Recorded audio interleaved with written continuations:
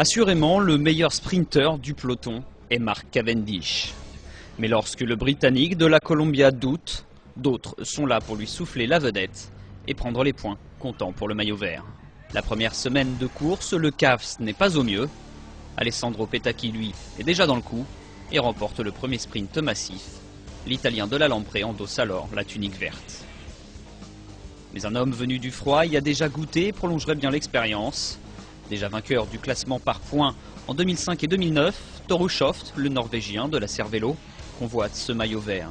Il profite alors de son aisance sur les pavés pour prendre la bonne échappée et s'imposer à Arambert lors de la troisième étape. La tunique verte est également pour lui. On est en première semaine du Tour, une première semaine traditionnellement favorable aux sprinteurs. L'édition 2010 ne fera pas exception. Petacchi remporte la quatrième étape avant que Mark Cavendish ne retrouve sa hargne sur la cinquième et sixième étape. Hushovd a toujours le maillot vert sur les épaules, mais son avance est loin d'être confortable. Alors le courageux champion de Norvège se dit qu'il pourrait rééditer l'exploit de 2009.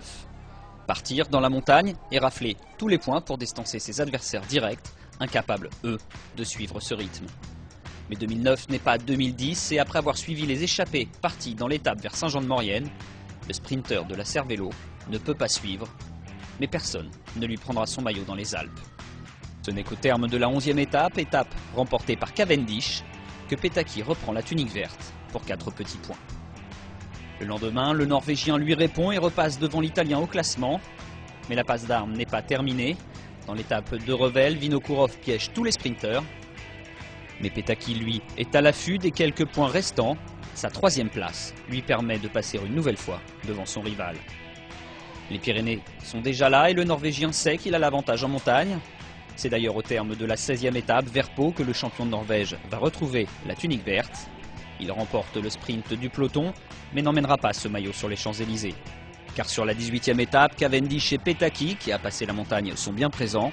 Hushovd, lui, finit loin de la ligne à Bordeaux, et c'est l'Italien de la Lamprey qui portera le maillot vert sur la dernière étape. Mais emmener le maillot à Paris est une chose, le garder après la ligne en est une autre. Tout va se jouer sur la 20e et dernière étape entre 3 hommes. Petacchi, Hushovd et Cavendish peuvent tous 3 remporter ce précieux maillot. Mais il ne peut y avoir qu'un seul vainqueur. Cavendish a beau remporter une 5e victoire sur les Champs-Élysées, c'est bien l'Italien Alessandro Petacchi, vainqueur de 2 étapes, qui remporte le classement par points, symbolisé par ce maillot qui lui permet d'entrer dans l'histoire du Tour de France.